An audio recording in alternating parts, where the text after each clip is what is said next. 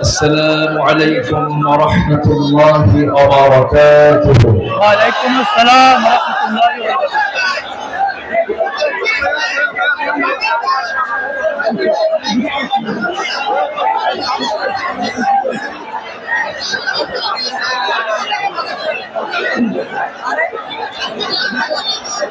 إن الحمد لله الأكرم الذي خلق الإنسان وكرمه وعلمه من البيان ما لم يعلم، فسبحان الذي لا يحصى امتنانه باللسان ولا بالقلم، واشهد ان لا اله الا الله وحده لا شريك له، ونشهد ان سيدنا وحبيبنا ومولانا محمدا عبده ورسوله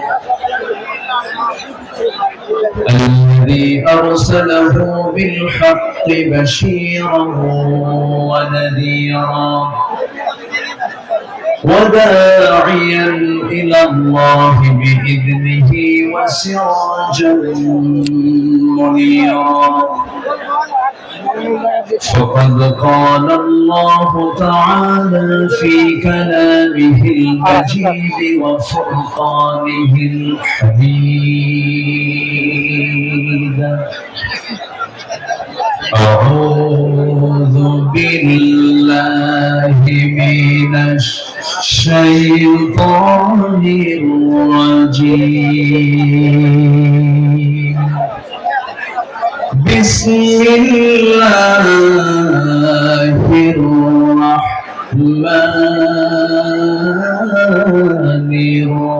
الرحيم.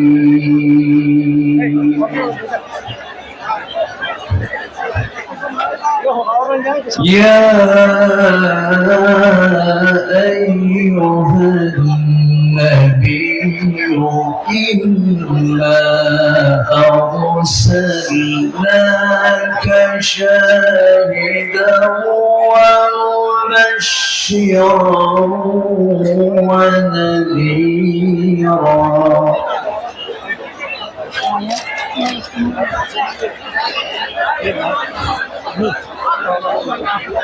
وداعيا إلى الله بإذنه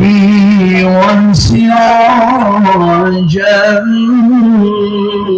منيرا.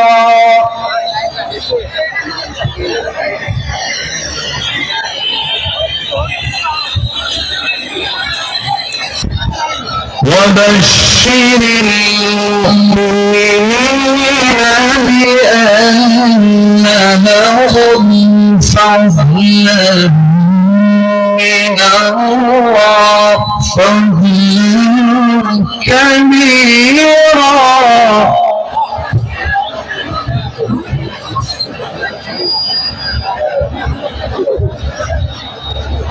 وبشر المؤمنين بأن لهم من الله فضلا كبيرا.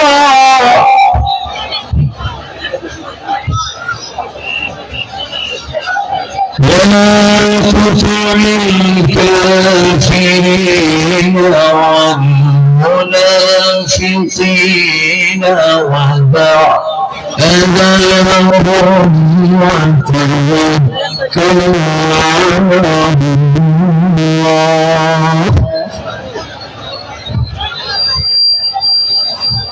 وكفى بالله وكيلا.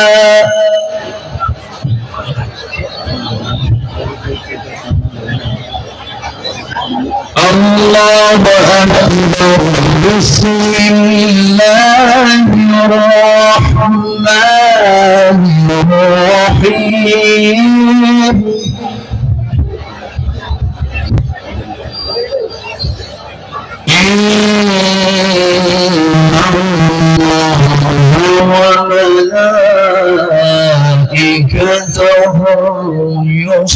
صلوا على النبي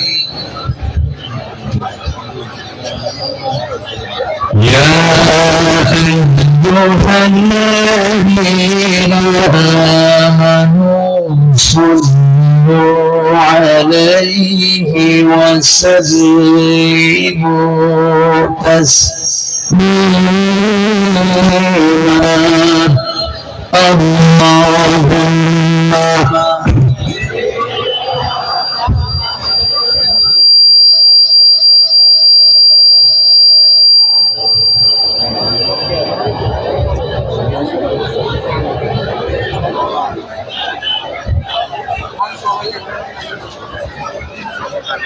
সবাই বলুন বালাগহুমা বিকামালিহি كشافت بجماله حسنت جميع خصاله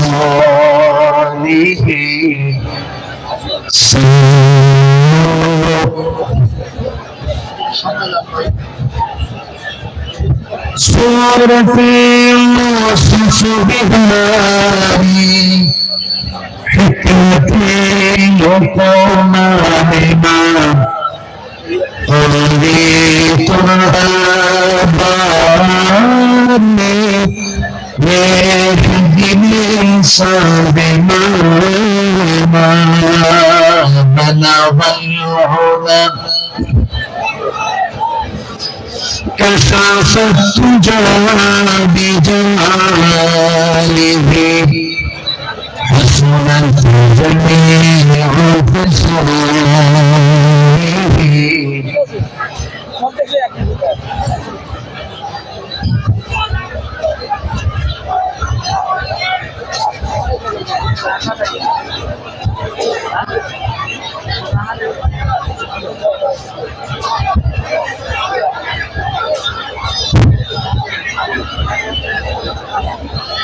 প্রাকৃতিক সৌন্দর্যের অপরূপ লীলাভূমি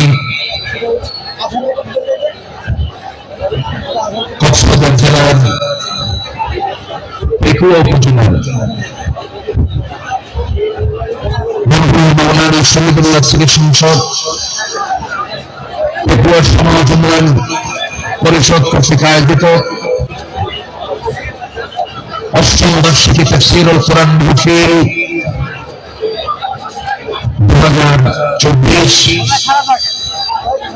আজকের এই মহতি ঐতিহাসিক মাহফিলের সম্মানিত সুযোগ্য সভাপতি দক্ষিণ এশিয়ার বৃহত্তম ইসলামী সংগঠন বাংলাদেশ জামায়াত ইসলামী কক্সবাজার জেলা শাখার সম্মানিত সুযোগ্য আমির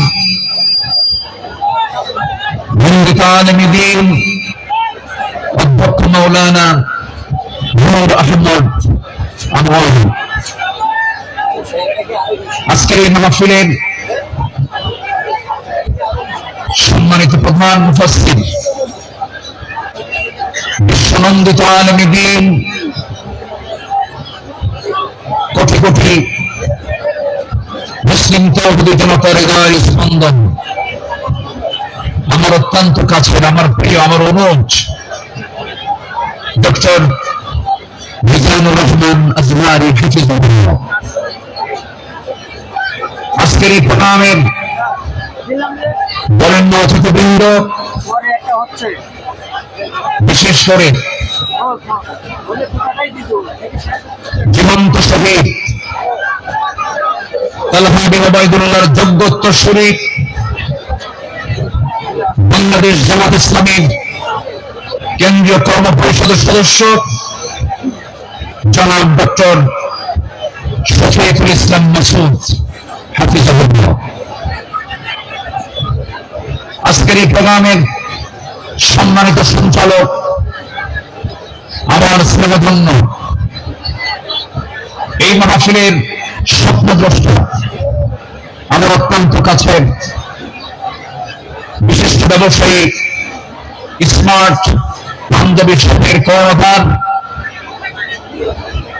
মোহাম্মদ নিয়ামতুল্লাহ নিজামী, উপস্থিত হযরত উলামায়ে কেরাম, ফুকাহায়ে ইসলাম, সুশীল সমাজ, জাতির শ্রেষ্ঠ সন্তান, শিক্ষক মন্ডলী, জাতির বিবেক, সাংবাদিক বৃন্দ, প্রশাসনের দায়িত্ব নিয়োজিত কর্মকর্তা বৃন্দ, উপস্থিত দূরে কাছের বিভিন্ন স্থান থেকে ছুটে আসা কালেমার ঝান্ডাবাহী, তাওহীদের পতাকাবাহী, দ্বীন ইসলামের নরসারদুর বীর মুজাহিদ, প্রাণ প্রিয় সম্মানিত দ্বীনী ভাইরা, আড়ালে বসে আছেন সম্মানিত মা বোন।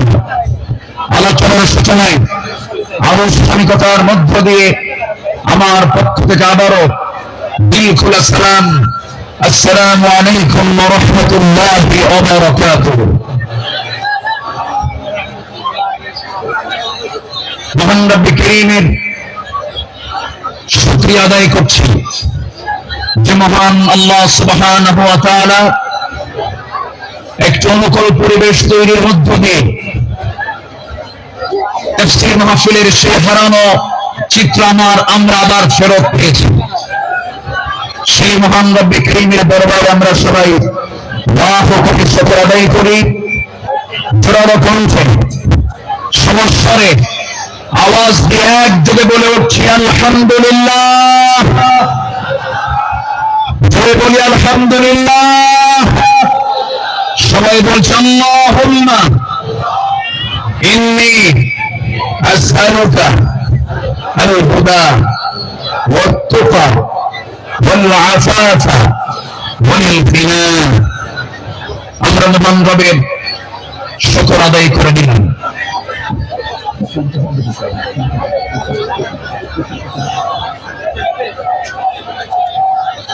সম্মানিত হাজিরিন, আমি লক্ষ্য করছি আমার বামে এবং ডানে যারা ভলেন্টিয়ার আছেন, মেহেরবানি করে কোনো কথা না বলি।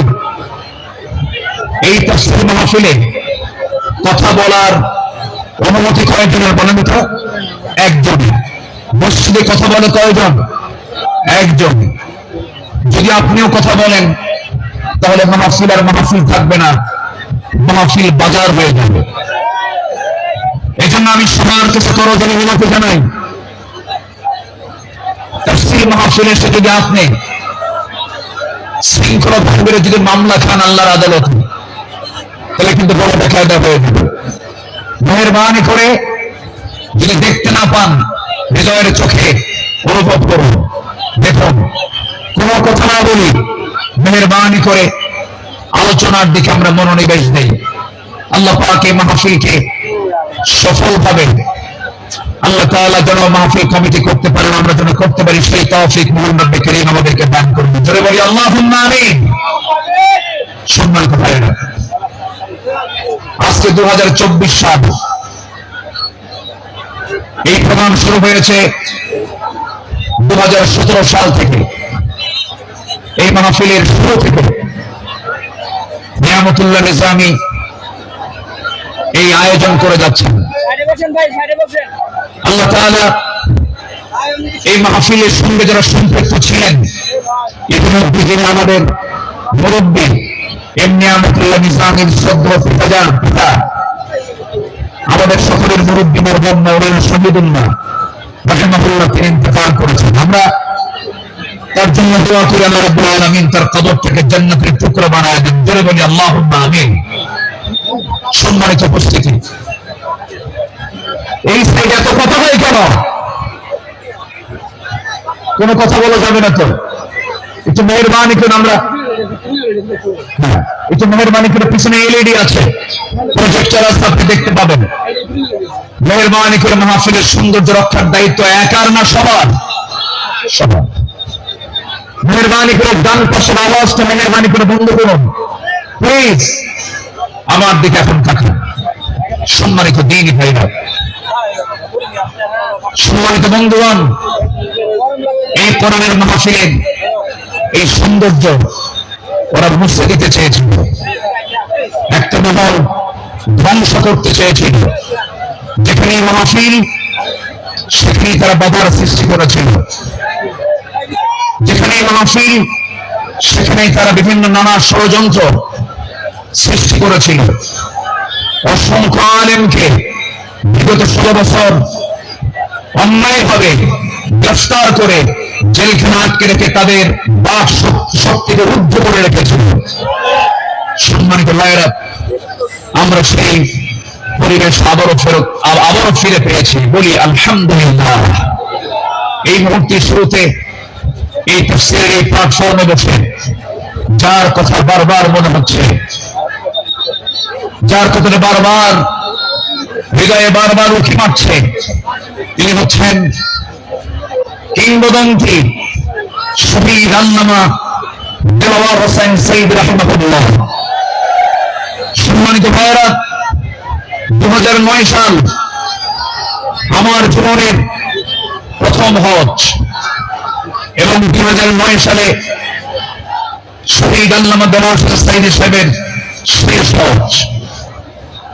আরাফার ময়দান, বিনা মুজদালিফায় বিভিন্ন জায়গায় একসঙ্গেই ছিলাম। এক পর্যায়ে আল্লামা সঈদ রাহিমাহুল্লাহকে প্রশ্ন করা হলো, দেশে মামলা হচ্ছে, ট্রাইব্যুনাল গঠন হচ্ছে, হুজুর আপনার এই মুহূর্তে দেশে ফেরত না যাওয়াই ভালো, আপনি থেকে যান। উনি মুসকে হাসি মেরে বললেন, আমার প্রিয় মাতৃভূমি, আমার দেশ বাংলাদেশ,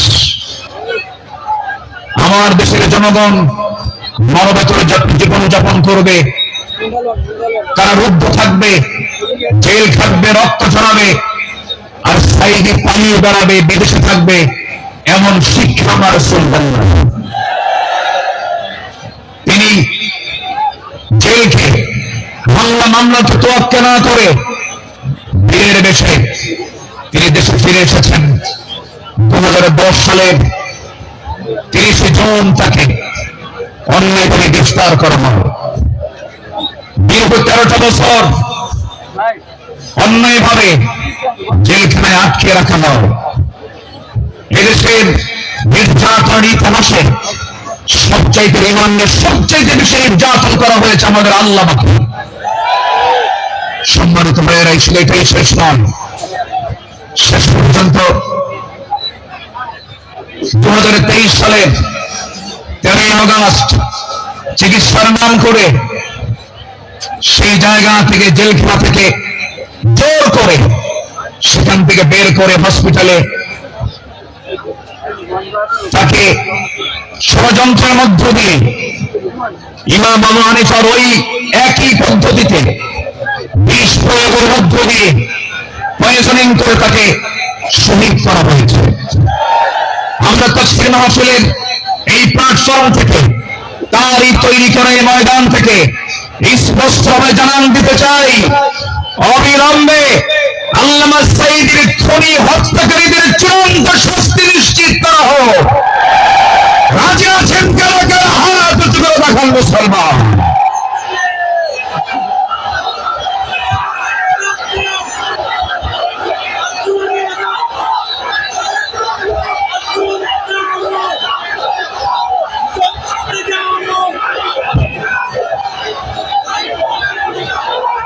আল্লাহ কবুল করুন, চলে বলে আমিন। 3 অপরাধের কোনো ক্ষমা নাই।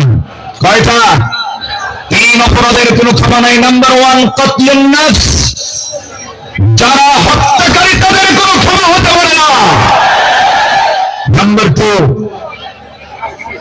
আশ-শাইখুজ জানি, যারা বুড়ো জেনাকার, যারা বুড়ো হওয়ার পরও যারা জেনা করে তাদের কোনো ক্ষমা নাই। যারা দিন থেকে বের হয়ে যায় মুরতাদ, তাদের কোনো ক্ষমা নেই। সম্মানিত ভাইয়েরা, সম্মানিত বন্ধুগণ, সম্মানিত উপস্থিতি, আজকের উপস্থিতি প্রমাণ করে আগামীর দেশ কোরআনের দেশ, আগামীর দেশ ইসলামের দেশ। আল্লাহ কবুল করুন, জোরে বলি আমিন।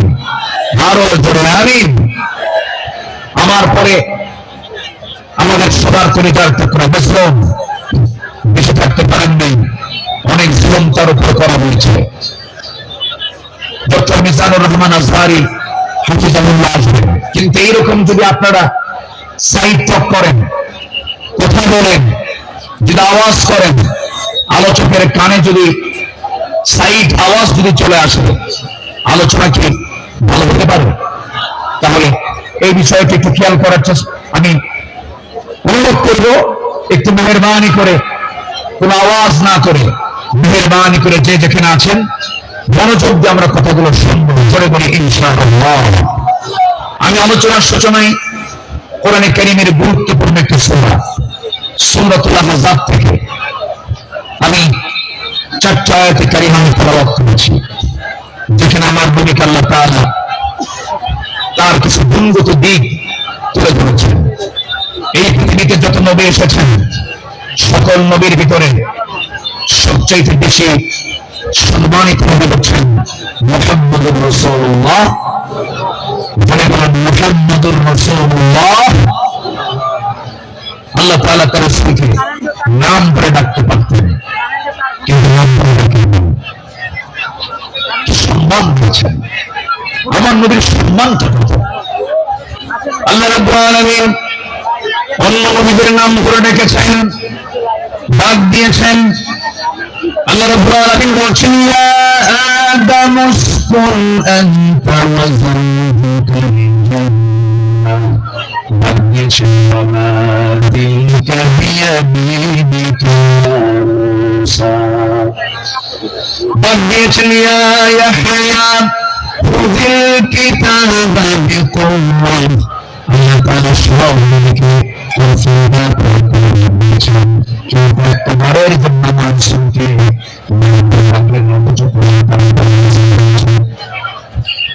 আল্লাহ রাব্বুল আলামিন যেখানে তার নামটা নিয়েছেন, সেখানে তার গুণটা বর্ণনা করেছেন।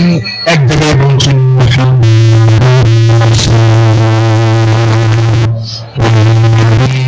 معه أشداء على الكفار بينهم كعاب صدهم من الله ورضوانا سيماهم في أثر السجود. الله أكبر. আরেক জায়গায় আল্লাহ রাব্বুল আলামিন তার নাম নিয়ে বলছেন,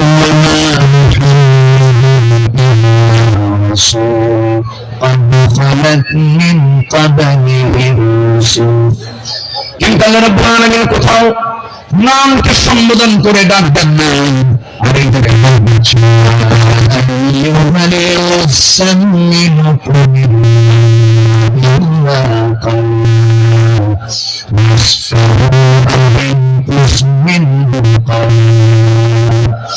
আরেক জায়গায় ডাক দিচ্ছেন, ইয়া আইয়ুহাল মুদ্দাসসির কুম ফাআনজির রাব্বাকা ফাকাব্বির ওয়া সিয়াবাকা ফাতাহহির। ঠিক এই জায়গায় আল্লাহ রাব্বুল আলামিন সূরাতুল আহজাবের 45 নম্বর আয়াতে আল্লাহ রাব্বুল আলামিন তাকে খুব সুন্দর করে ডাক দিচ্ছেন, النبي إنا أرسلناك شاهدا ومبشرا ونذيرا وداعيا إلى الله بإذنه وسراجا منيرا. الله أكبر.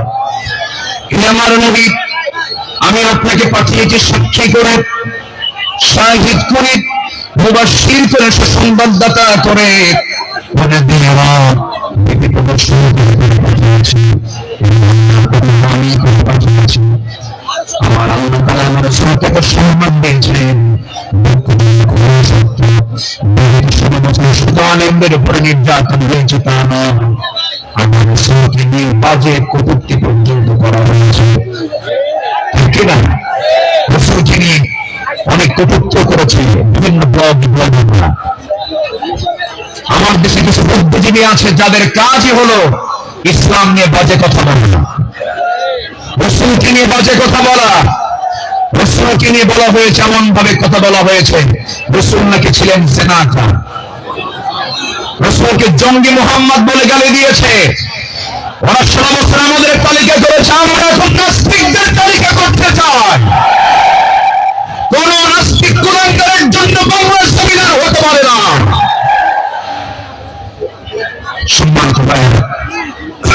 সম্মানিত বন্ধুগণ, আল্লামা সাঈদীর ফাঁসির রায় দিয়ে এক কুলাঙ্গার বিচারপতি, কি নাম? হ্যাঁ, মানিক। হ্যাঁ, 2 বছর আগে, বছর 2 আগে আমার নামেও তালিকা করেছিল, 116 জন আলেমের তালিকা করেছিল। 2 বছর পার হয় নাই, আল্লাহ তাআলা তার উপযুক্ত জবাব দিয়ে দিয়েছেন। ছাত্র বৈষম্য বিরোধী আন্দোলনে যারা অগ্রণী ভূমিকা পালন করেছেন তাদের জন্য দোয়া করতে হবে। সম্মানিত ভাইয়েরা, এই পেকুয়ার মাটিতে চট্টগ্রাম বিভাগের প্রথম শহীদ হয়েছে এই চট্টগ্রামের এই পেকুয়ার সন্তান শহীদ অসীম। শহীদ অসীমের বাবা আছে কিনা জানি না, তাদের রক্তের বিনিময়ে, তাদের ত্যাগের বিনিময়ে এই বিজয় এসেছে। যুবকরা, তোমরা কোন আদর্শ লালন করতে যাবে না। যুবকরা, তোমরা বিজয় পেয়েছ, এই বিজয়কে ধরে রাখার জন্য একটা আদর্শ লালন করতে হবে, সেটা হচ্ছে মুহাম্মদ সাল্লাল্লাহু আলাইহি ওয়াসাল্লাম।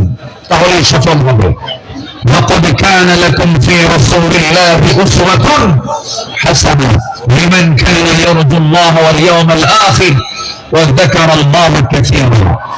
সম্মানিত যুবকরা, আজকের মাহফিলে বেশি যুবকরা, ওই নেতৃত্বের মুখে তোমরা থুথু মারো যে নেতা তোমাকে নামাজের কথা বলে না, যে নেতা তোমাকে পরকালের কথা শোনায় না, যে নেতা তোমার হাতে অস্ত্র তুলে দেয়, যে নেতা তোমার হাতে নারী তুলে দেয়, ইয়াবা তুলে দেয়, মাদক তুলে দেয়, ওই সমস্ত নেতৃত্বের মুখে আমরা জুতা মারি, থুতু মারি। হাজির আছেন কারা কারা? হাত উঁচু করে দেখা।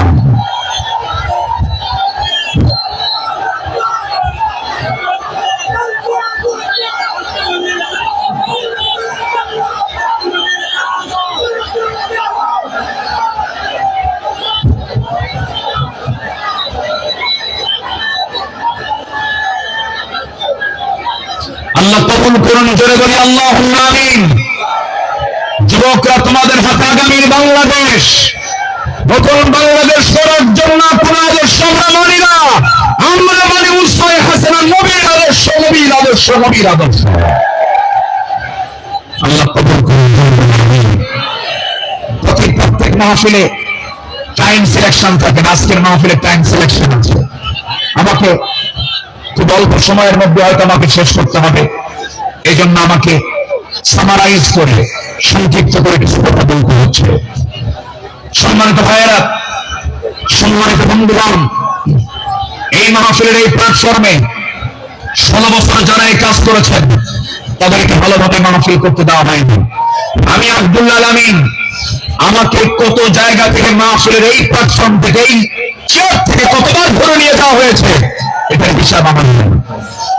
সাতক্ষীরায় গেলাম, খুলনায় গেলাম, পাবনাতে, পাবনার দারুল আমান ট্রাস্ট আল্লামা সাঈদীর শেষ মাহফিল ছিল 2010 সাল। এরপরে 2011, 12, 13, 14 এই কয়েক বছর মাহফিল কোনো মতো করতে পারছি। এরপরেই 2015 সালে সেই মাহফিল করতে গিয়ে আমাকে লক্ষ্য করে গুলি পর্যন্ত করা হয়েছে। সম্মানিত ভাইয়েরা, এরকম করে তারা চেয়েছিল এই আওয়াজকে বন্ধ করতে, কিন্তু না, কোরআনের আওয়াজ যারা বন্ধ করতে চেয়েছে তারাই তাদের আওয়াজ বন্ধ হয়ে গেছে। তারা কি আছে? আলেমরা পালায়, আস্তে করে আলেমরা পালায়। পালায় কারা? আমাদেরকে যারা রাজাকার বলে গালি দিয়েছে, পাকিস্তানের রাজাকার বলেছে, আমরা কেউ পাকিস্তান যাই নাই, দিল্লির রাজাকার সব দিল্লি গিয়ে বসে আছে।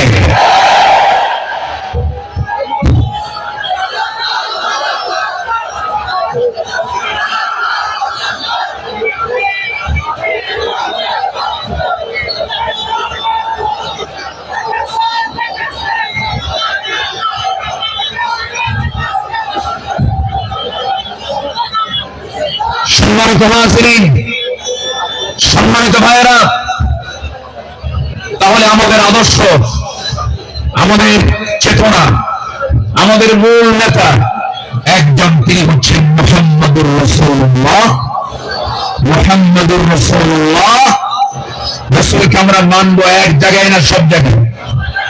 আসতে হবে না এক জায়গায় না সব জায়গায়, সব জায়গায়। রাসূলকে নামাজে মানবেন, রাসূলকে রোজায় মানবেন, রাসূলকে দানিতে মানবেন, রাসূলকে বিশ্বে খাওয়াতে মানবেন, রাসূলকে আপনি অবুদে মানবেন না, রক্ত ছড়াতে মানবেন না, দাঁত ভাঙবেন না, রাষ্ট্র পরিচালনায় রাসূলকে মানবেন না। আপনি উম্মত নন, আপনি ভণ্ড, আপনি প্রতারক। রাসূলকে সব জায়গায় মানতে হবে, তিনি আমার মডেল। আল্লাহ তাআলা আমাকে শুধুমাত্র সেই নেতৃত্বে মানতে দিয়েছেন, মানার জন্য অর্ডার দিয়েছেন, তিনি হচ্ছেন মুহাম্মদ সাল্লাল্লাহু। ঘটনা কি এখানে কি হয়েছে শোনা যায় না নাকি? কোন সমস্যা, কোন অসুবিধা নেই তো? বলি আলহামদুলিল্লাহ। কিন্তু এই সাইডটা কমতে হচ্ছে না, নিজামি কোথায়? এই সাইডটা আওয়াজ হচ্ছে বারবার। মেহরবানি করে কোনো কথা না বলি, মেহরবানি করে এই সাইডটা বন্ধ রাখুন, আওয়াজটা বন্ধ রাখুন। সম্মানিত ভাইরা, সম্মানিত বন্ধুগণ, একটু আমার দিকে তাকান। সম্মানিত ভাইরা, রাসূলুল্লাহর আদর্শ কেমন ছিল? আমার নবীর চারিত্রিক সনদ পৃথিবীর কোন একাডেমি নেই। আমার নবীর চারিত্রিক সনদের সার্টিফিকেট দিয়েছেন স্বয়ং কে? আসতে বলবেন তিনি কে? আল্লাহ রাব্বুল আলামিন তার শানে বলেছেন, ওয়া ইন্নাকা লা'আলা ফাসাতুবসিরু ওয়া ইউবসিরুন। রাসূলকে যখন মক্কার কাফের মুশরিকরা নানাভাবে কটূক্তি করা শুরু করে দিল, কেউ বলল লেজ কাটা, কেউ বলল নির্বংশ, কেউ আজেবাজে কথা যখন বলা শুরু হয়ে গেল, আমার নবীর শান আল্লাহ রাব্বুল আলামিন সূরা কালাম নাযিল করে সব সুস্পষ্ট করে দিলেন। আপনি কোন হতাশ হবেন না, কোন চিন্তা করবেন না, আপনি সুমহান চরিত্র রাসূলকে উপহার দিলেন সূরা কাউসার। যারা পারেন ঠোঁটে নিয়ে বলুন, ইন্না আ'তাইনাকাল কাউসার ফাসআলিকা ওয়ানহার ইন্না শানিআকা হুয়াল। হে রাসূল, আমি আপনাকে হাউজে কাউসার দান করেছি।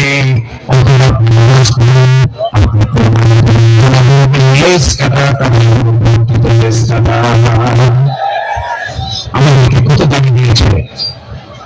2013 সালে আমার একটা মাহফিল রাজশাহীতে, আমাকে ওসি মহোদয় ফোন দিয়ে বলে, আপনি আসবেন না, আপনি রাজাকার।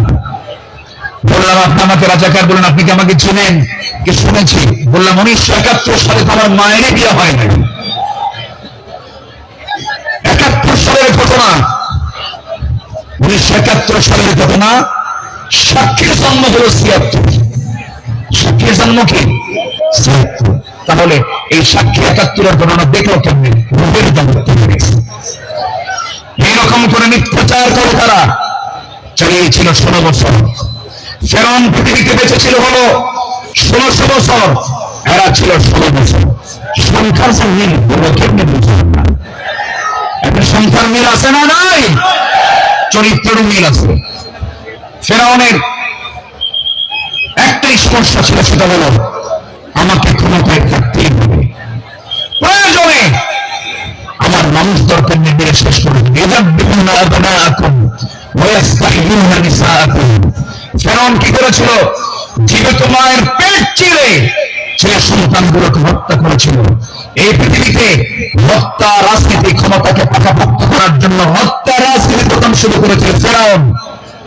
আর যারা পৃথিবীতে হত্যা রাজনীতি করে তার সবগুলো ফেরাউনের প্রেতাত্মা।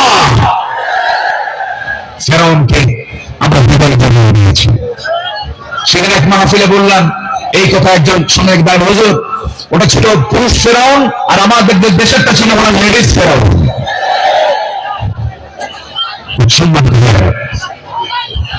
আমার নবীজির যে আদর্শের দিকগুলো আমি আলোচনা করতে চাচ্ছি, নম্বর 2 হচ্ছে আমার নবী হচ্ছেন 1 নম্বর বিশ্বশ্রেষ্ঠ চরিত্রের অধিকারী। নাম্বার 2 হলো আমার নবীর সালাত ছিল সবার চাইতে কম না বেশি। তিনি সেজদা দিয়েছেন কম না বেশি? সবচেয়ে বেশি সেজদা দিয়েছেন মুহাম্মদুর রাসূলুল্লাহ। মুহাম্মদুর রাসূলুল্লাহ তিনি বলেছেন ওয়াজআলা কুররাতু আইনি ফিস সালাহ। রাসূলের কাছে নামাজ ছিল হলো চক্ষু শীতলকারী। নাসাই শরীফের হাদিস।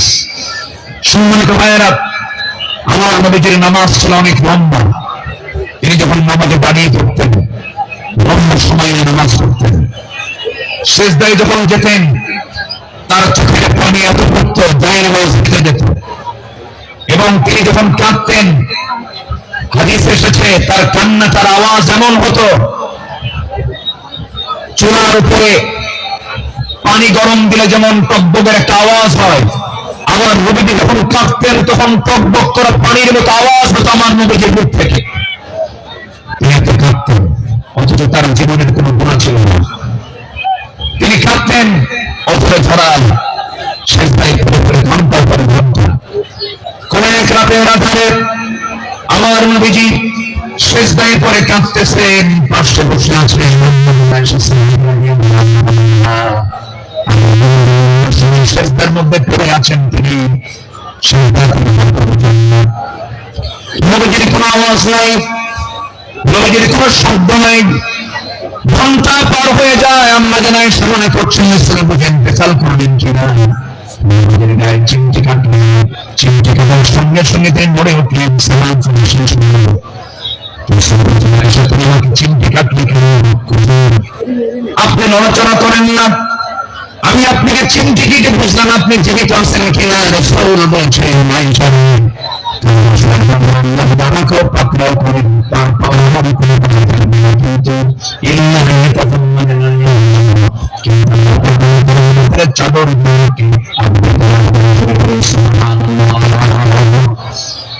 নবীজি ছিলেন নাম্বার 3 সর্বশ্রেষ্ঠ শ্রম পালনকারী। তিনি সারা জীবন প্রতি সোমবার এবং বৃহস্পতিবার তিনি শ্রম পালন করতেন।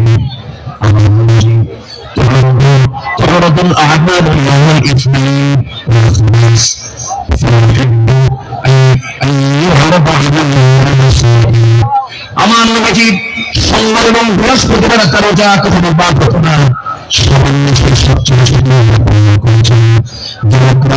যৌবনকে কন্ট্রোল করতে হবে। তোমার যৌবন নষ্ট করা যাবে না, তোমার চরিত্র সাইয়েদনা ইউসুফের মতো হতে হবে। আগামীর নেতৃত্ব দিতে গেলে বিবাহ পূর্ব কোনো বৈধ রিলেশন করা যাবে না, নোংরামি করা যাবে না। কিছু যুবক কাছে দেখতে পাবে কিছু যুবক কাছে দিনের মতো বসে থাকে, আসলে কিছু আছে না নাই? বাপও নাই,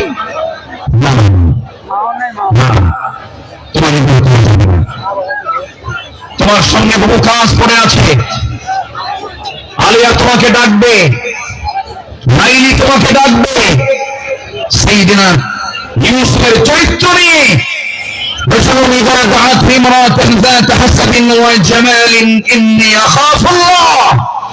যখন তোমাকে কোন সুন্দরী নারী যখন প্রেমের প্রস্তাব দেবে, কুপ্রস্তাব দেবে, তুমি বলে ফেলবে আমি কাকে ভয় করি?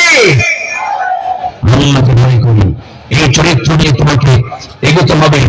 তোমার যৌবনকে কন্ট্রোল করার জন্য যদি কষ্ট হয় তোমার খুব বেশি, প্রয়োজনে রোজা রেখে দিবি বলেছেন মুহাম্মদ সাল্লাল্লাহু আলাইহি ওয়াসাল্লাম। চরিত্রকে ধ্বংস করা যাবে না। ইউরোপ আমেরিকার সবচেয়ে বড় ষড়যন্ত্র হলো মুসলিম সমাজ উলঙ্গ করে ঘর থেকে বের করে দেওয়া।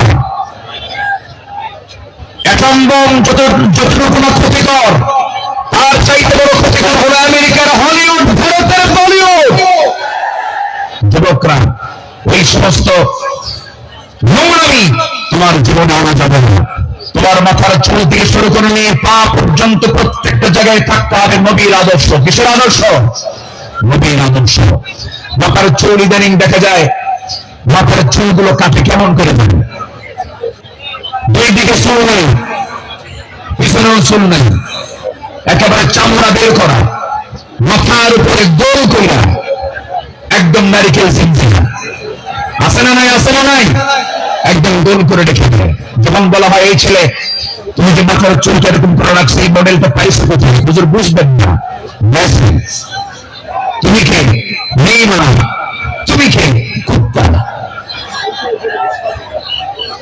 কারণ নেইমার মেসিরা তো কুত্তা নিয়ে শুয়ে থাকে, ঠিক কিনা, কুকুর নিয়ে শুয়ে থাকে, তারা তোমার আদর্শ নয়। শার্টের সাইজ নাই, প্যান্টের সাইজ নেই, নতুন প্যান্ট কিনে আনে হাতে ফাটা, কি গুলো করতেছি, নতুন প্যান্ট কিনে আনে কি ফাটা, হাতে ফাটা, হাতে কাপড় নেই, ওই পোশাক পরে কি নামাজ হবে, আজকে ওই পোশাক পরে কি নামাজ হবে, নামাজ হতে হলে আগে সতর্কতা থাকতে হবে। অনেকদিন আগে এক মসজিদে ঢুকলাম আমি, নামাজ শুরু করবো, ঢুকেই তো 2 রাকাত নামাজ। আমাদের দেশে বিভিন্ন মসজিদে লেখা থেকে লাল বাতি জ্বলাকালীন অবস্থায় নামাজ নিষেধ, এটা মানবেন না।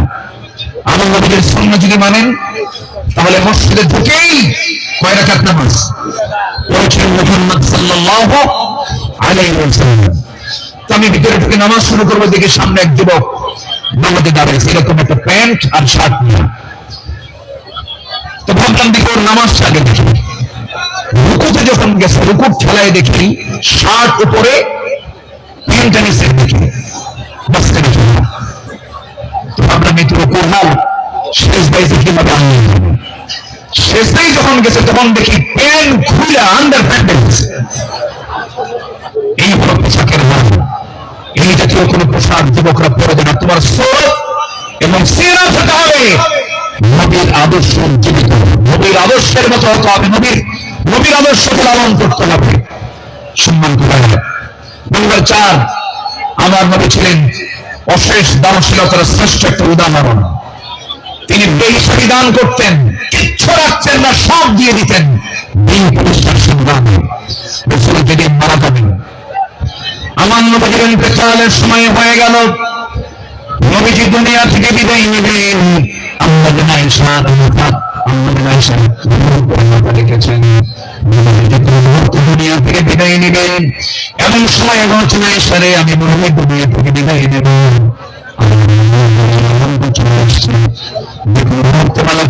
চলে আসবে, দেখো তো আমার ঘরের মধ্যে কোনো কিছু আছে নাকি।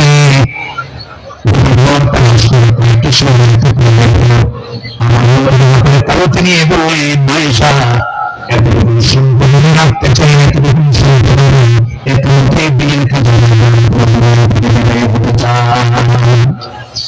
আমার নবীজি 2 হাতে দান করেছেন। নম্বর 5 হলো পৃথিবীর সবচেয়ে শ্রেষ্ঠ সৎ প্রেম এবং সৎ মেয়েপরাণ স্বামী ছিলেন। আমাদের আয়েশা বলেন রাসূল আমাকে এত পরিমাণ ভালোবেসেছেন, রাসূল বলেছেন শ্রমিক খাবার যেমন শ্রেষ্ঠ আমার স্ত্রীও সমান শ্রেষ্ঠ। আমি আয়েশাকে দারুণ ভালোবাসি। আমার নবীজি একজন আদর্শ স্বামী ছিলেন, শ্রেষ্ঠ স্বামী ছিলেন।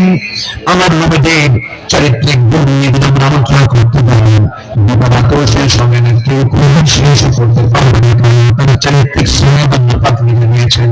আর তার চরিত্রগুলো কেন ভালো তার চরিত্রই হলো কোরআনে কারীম। আমার নবীর নম্বর 6, তিনি ছিলেন একজন অলংকারিত শ্রেষ্ঠ বাবা। এমন বাবা পৃথিবীতে আর খুঁজে পাওয়া যাবে না। রাসূল 4 মেয়ের বাপ ছিলেন। কয় মেয়ের বাপ ছিলেন বলেন? কয় মেয়ের বাপ ছিলেন? আল্লাহ পাক আমাকে আপনাদের দয়ায় 4টা মেয়ের বাবা আমাকে দিয়েছেন। এত আজকাল আলহামদুলিল্লাহ বললেন, বিয়েটা আপনি দিলেন বছরে বলেন না আলহামদুলিল্লাহ। 4টা মেয়ের বাবা ছিলেন মুহাম্মদ সাল্লাল্লাহু আলাইহি ওয়াসাল্লাম। নবীজি মেয়েদেরকে বিয়ে দিয়েছেন। সাইয়েদনা উসমানকে মেয়ে দিয়েছেন, আবার সাইয়েদনা আলীকেও মেয়ে দিয়েছেন। একজনকে দিয়েছেন ধনীর ছেলের সাথে, আরেকজনকে দিয়েছেন গরিব ছেলের সাথে। রাসূলকে ব্যালেন্স করেছেন। সবচেয়ে প্রিয়, সবচেয়ে আদরের রানী ফাতিমাকে গরিব ছেলের সঙ্গে বিয়ে দিয়েছেন। ও ফাতিমা, আমি তোমাকে এমন স্বামী তোমার হাতে তুলে দিলাম, এমন স্বামী আমি তোমাকে দিলাম যার সম্পদ নেই, টাকা নেই, পয়সা নেই, ঘর নেই, বাড়ি নেই, কিচ্ছু নেই, কিন্তু মাথা থেকে পা পর্যন্ত তাকওয়া দিয়ে ভরা। ধীরে বলি সুবহানাল্লাহ। এমন স্বামী তোমাকে দিলেন, চলে যাও বাবার ঘর থেকে স্বামীর ঘরে গিয়ে করে খাও, মৃত্যুর দিন পর্যন্ত যেন স্বামীর বিরুদ্ধে একটা নামে সমান তুলে আসে। আমাদের 3 দিন পার হয় না, ফাতিমাকে না দেখে তিনি যেতেন, আমার ফাতিমা কোথায় গেল, আমার ফাতিমা কোথায় গেল। আমার নবীর ঘরে একদিন ফাতিমা আসলেন, বসে বসে তিনি সালাত আদায় করছেন। রাসূল বলছেন, ফাতিমা বসে বসে নামাজ পড়া তো তোমার ঠিক নেই, তুমি বুঝি মানুষ। এবার তিনি বলছেন, আমি নামাজ পড়ি না, কিন্তু দাঁড়িয়ে নামাজ পড়ার হেতু হলো আমি যে দাঁড়িয়ে নামাজ পড়বো, আমার গায়ে যে জামাটা দেখতে পাচ্ছেন বাবা, নামাজ আদায় করতে পারি, আপনার চোখে এই অংশটুকু পড়তে পারে। আপনি হয়তো আমার স্বামীর ব্যাপারে নেগেটিভ সেন্স আনতে পারেন, আমার মেয়েকে আমি প্রকাশ পেয়ে চাইলে বসে বসে নামাজ আদায় করছি বলে সুবহানাল্লাহ। এবং মেয়েকে দিয়ে বললেন, আমার মেয়ে ফাতিমা, স্বামীর ঘরে চলে যাও, মৃত্যুর দিন পর্যন্ত যেন স্বামীর বিরুদ্ধে একটা এরপরে বাবার ঘরের চাইতে শ্রেষ্ঠ স্বামীর খাও। কিন্তু আজকের বাপরা কি তাকাও, আজকের বাপরা কি করে যাবে, বিয়ে দেখো, মা চলে যাও স্বামীর ঘরে, তুমি কিছু বলে ফোন দিবি, খাইয়া ফালাও, ঠিক আছে না? এই আচরণ করা ঠিক নয়। আমার নবীজি একদিন বসে আছেন, ফাতিমা রাদিয়াল্লাহু তাআলা আব্বার সঙ্গে দেখা করার জন্য আসছে। শুনেছেন, আব্বা আপনি হলেন রাষ্ট্রপ্রধান, আপনি যা বলবেন তাই হয়ে যাবে। আমি অভিযোগ নিয়ে আসি না, স্বামীর সঙ্গে পরামর্শ করে এসেছি। কাঁচা গায়ে পায়ে কাপড়ে ময়লা লেগে যায়, আপনার 2 নাতি হাসান হোসেন এদেরকে আমি সামলাতে পারি না, এটা কাজের মৌসুম করতে নাকি আমরা বলছেন, ও আমার করে দায়িত্ব আমি ফাতিমা দিকে আসো, তোমার বাবা তার নিজের কাপড় দিতে পারে, নিজের ঘর নিজে ছাড় দেয়, তোমার পিতা কারো সাহায্য নেয় না তার ব্যক্তিগত কাজের ক্ষেত্রে। দুনিয়াটাকে বড় করার চেষ্টা করো না ফাতিমা, আমি তোমাকে একটা আমল শিখিয়ে দিচ্ছি, তুমি আমলটা করো। সুবহানাল্লাহ, আলহামদুলিল্লাহ, আল্লাহু আকবার 33 বার করে সকাল সন্ধ্যা পড়বে, আমার আল্লাহ তোমার সমস্ত কাজের জিম্মাদার হয়ে যাবেন। বলি সুবহানাল্লাহ। আমার বন্ধুগণ, নাম্বার 7 হলো রাষ্ট্রে প্রথম মসজিদ প্রতিষ্ঠা তিনি করেছেন, ইসলামী সংস্কৃতি প্রতিষ্ঠা করেছেন। নাম্বার 8 হলো বিশ্ববাসীর জন্য তিনি প্রেরিত কোরআনের প্রথম এবং শ্রেষ্ঠ প্রধান শিক্ষক তিনি। إنما بعثت معلما بعثت لأتمم مكارم الأخلاق। প্রেরিত হয়েছি মানুষের চারিত্রিক মানকে তার চূড়ান্ত শিখরে পৌঁছে দেওয়ার জন্য। বলে সুবহানাল্লাহ। নাম্বার 9 হলো যুদ্ধের ময়দানে তিনি ছিলেন অগ্রগামী, সাহসী একজন নেতা। বদর, উহুদ, খন্দক এই সমস্ত যুদ্ধ তার প্রমাণ। প্রতিটা যুদ্ধ আমার মনে হয় সবার পেছনে না সবার আগে, সবার পেছনে সবার আগে, সবার সবচেয়ে মার খেয়েছেন উহুদের ময়দানে, সবচেয়ে বেশি রক্ত ঝরিয়েছেন মুহাম্মদুর রাসূলুল্লাহ, মুহাম্মদুর রাসূলুল্লাহ সাল্লাল্লাহু আলাইহি ওয়াসাল্লাম। নাম্বার 10, সময় অল্প, আমাকে সংক্ষিপ্ত করে বলতে হচ্ছে। নাম্বার 10,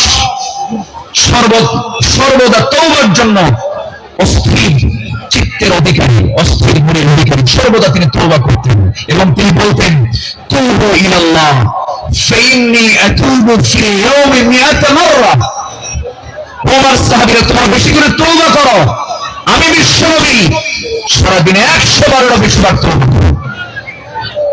করি। আমলগুলো আল্লাহ পাক সবাইকে করার তৌফিক দান করুন, জয় বলি আমিন। নাম্বার 11, এই পৃথিবীতে তিনি সবচেয়ে বড় জাকির ছিলেন। সবচেয়ে বেশি তিনি জিকির করানো হচ্ছিলেন মুহাম্মদ সাল্লাল্লাহু আলাইহি ওয়াসাল্লাম। তিনি বলেছেন মান ক্বালা সুবহানাল্লাহ ওয়া বিহামদিহি ফি ইয়াউমিন 100 মাররাতিন হুত্তাত খাতায়াহু ওয়া ইন কানাত মিসলা জাবাদিল বাহর। অর্থাৎ যদি কেউ 100 বার সুবহানাল্লাহ ওয়া বিহামদিহি এটা যদি বলতে পারে, তাহলে সমুদ্রের ফেনা পরিমাণও যদি গুনাহ হয়, সেই গুনাহ আল্লাহ পাক তার জীবন থেকে সাফ করে দেবেন। সর্বক্ষণ কাজ জিকিরে ব্যস্ত থাকতো, আজকে মানে কাজ জিকিরে ব্যস্ত থাকতো, আল্লাহর জিকিরে। বারো বলো বর্ধশীলতার জীবন্ত উদাহরণ ছিলেন মুহাম্মদুর রাসূলুল্লাহ সাল্লাল্লাহু আলাইহি ওয়াসাল্লাম। ধৈর্য কাকে বলে, ধৈর্য কি, তার বাস্তব প্রমাণ হচ্ছেন মুহাম্মদ সাল্লাল্লাহু আলাইহি ওয়াসাল্লাম। মক্কায় 13টা বছর তিনি মার খেয়েছেন, কত নির্যাতন সহ্য করেছেন, কত অত্যাচার তিনি সহ্য করেছেন। মক্কার 13 বছরের সাহাবায়ে কেরামকে মেরে মেরে রক্তাক্ত করেছে, খাব্বাবকে মেরে জম অহংকার পিঠের মধ্যে ঢুকে গেছে, চর্বি দিয়ে অহংকার নিভে গেছে। তাদের মুখ থেকে একবারের জন্য বাদ চাইনি লা ইলাহা ইল্লাল্লাহ। কি বুদ্ধিশীলতার তিনি পিরামিড ছিলেন, বুদ্ধির এক পিরামিড ছিলেন মুহাম্মদ সাল্লাল্লাহু আলাইহি ওয়াসাল্লাম। মক্কার মাটিতে নির্যাতন করা হয়েছে, সাহাবায়ে কেরামদের উপর অমানবিক পাশবিক অত্যাচার করা হয়েছে, কিন্তু একচুল পরিমাণ তারা মরেননি। বেলালের কথা কে না জানেন, সুমাইয়ার কথা কে না জানেন, ইয়াসার পরিবারের কথা কে না জানেন। এই সমস্ত সাহাবায়ে কেরামের রক্তদানের মধ্য দিয়ে দিন কায়েম হয়েছে। সম্মানিত ভাইয়েরা, দিন কায়েমের জন্য যদি ধৈর্যের পরিচয় দিয়ে 13 বছর মক্কায় মার খেয়ে মদিনার 10 বছরে যদি সাহাবায়ে কেরামের জীবন দিতে হয়, আমার নবীজির দাঙ্গা মোবারক শহীদ করতে হয়, কোমর যদি হারাতে হয়, আমার নবীজির মাথা থেকে পা পর্যন্ত অসংখ্য আঘাতের চিহ্ন যদি বহন করতে হয় নবীজির জীবন থেকে, সেই দিন কায়েমের জন্য আগামী বাংলাদেশ আমরা দিন প্রতিষ্ঠার জন্য যদি আমাদের রক্ত দিতে হয়, জীবন দিতে হয়, সেই নবীর পন্থায় কি জান মাল কোরবান দিতে রাজি আছেন? রাজি আছেন কারা কারা? হাত উঁচু করে আল্লাহকে সাক্ষী রেখে দেখায় দেয়।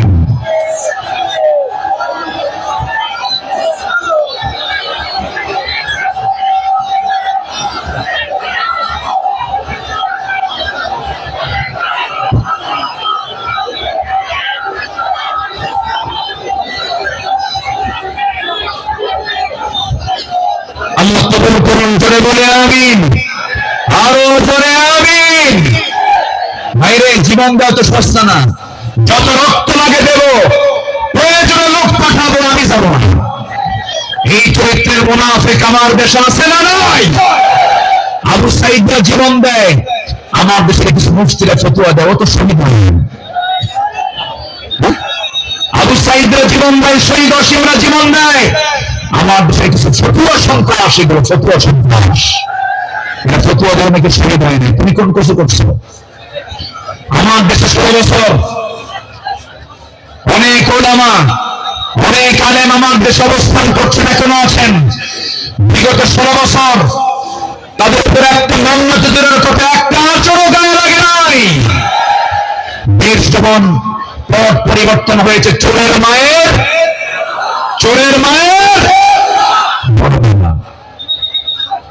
মুনাফিক চেনা যায় নামাজে নয়, মুনাফিক চেনা যায় রোজায় নয়, মুনাফিক চেনা যায় সূরাতে নয়, মুনাফিক চেনা যায় হলো ময়দানে, মাঠে, জিহাদের প্রান্তরে।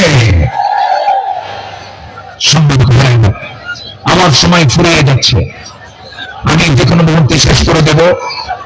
আজকের মাহফিলে আরো কাঙ্ক্ষিত মেহমান আছেন, বিশেষ করে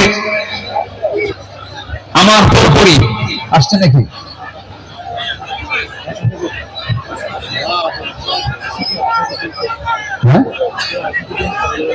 আচ্ছা,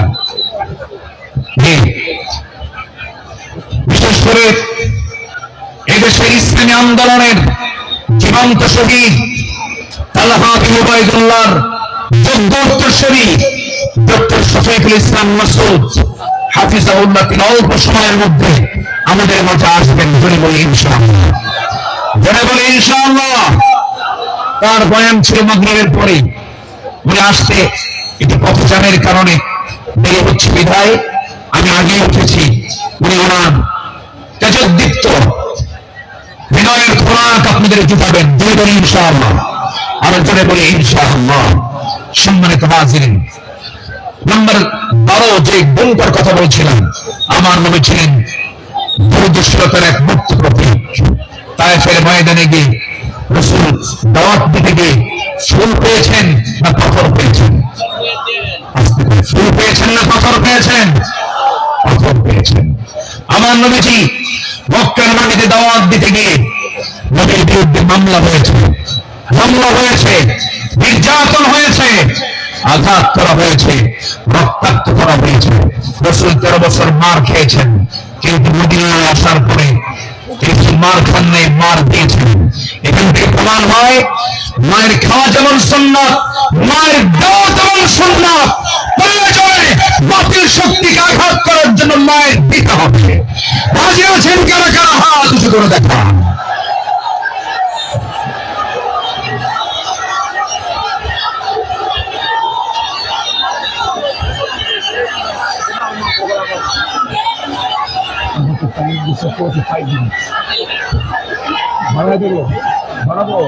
আচ্ছা,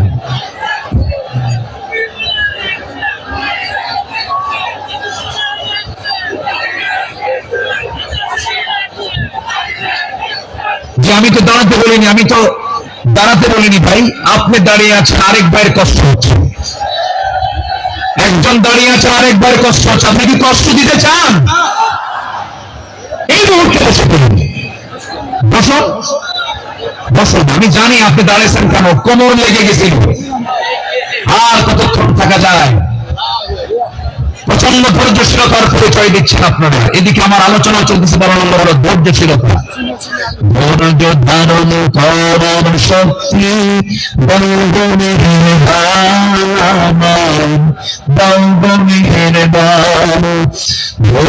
ধারণ করার শক্তি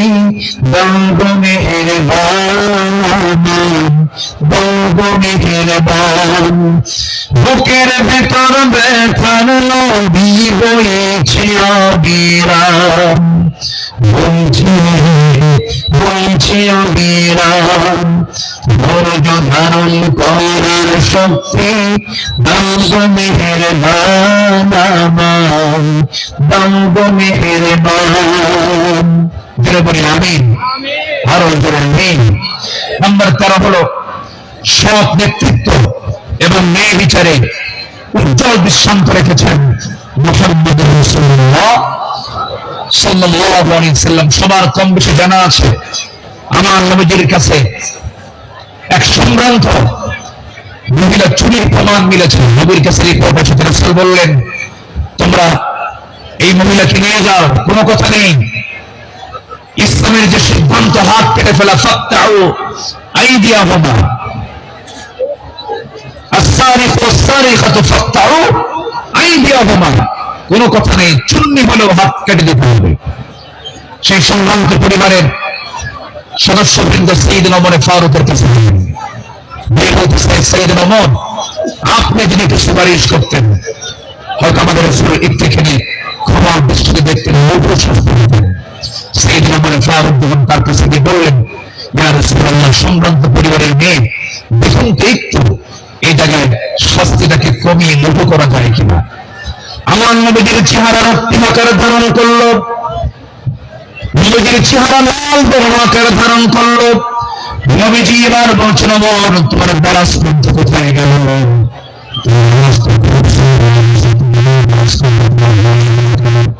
ওমর, তুমি আমাকে যে প্রস্তাব দিতে এসেছ, আমি তোমাকে স্পষ্ট বিষয় বলতে চাই। এই জায়গায় যদি আল্লাহি লাউ আন্না ফাতিমাতু বিনত মুহাম্মদ সারাকাত লাকাতাতু ইয়াদাহা, যদি এই মুহূর্তে আল্লাহর কসম করে বলি, আমার কলিজার টুকরা ফাতিমা বিনতে মুহাম্মদ যদি চুরি করে, আমি সবাইকে সাক্ষী রেখে নিজ হাতে আমি আমার ফাতিমার হাত কেটে দেব। জোরে বলি আল্লাহু আকবার, আরো জোরে আল্লাহু আকবার। সেই বিচার, সেই শাসনকে আমরা দেখতে চাই।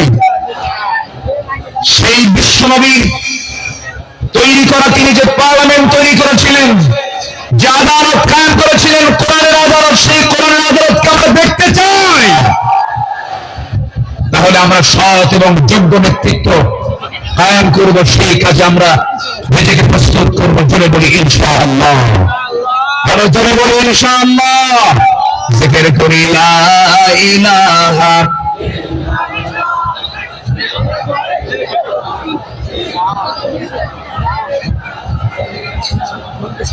আসছে, আরো জোরে লা ইলাহা, আরো জোরে সুবহানাল্লাহ আলহামদুলিল্লাহ, লা ইলাহা ইল্লাল্লাহ মুহাম্মাদুর রাসূলুল্লাহ সাল্লাল্লাহু। সবার কাছে দোয়া চাই, সবাইকে আমার জন্য দোয়া করবেন। সবার কাছে দোয়া চাই, সবার জন্য দোয়া করে আমি এখানে শেষ করছি। সুবহানাকাল্লাহুম্মা ওয়া বিহামদিকা আশহাদু আল লা ইলাহা ইল্লা আনতা আস্তাগফিরুকা ওয়া আতুবু ইলাইক। আসসালামু আলাইকুম।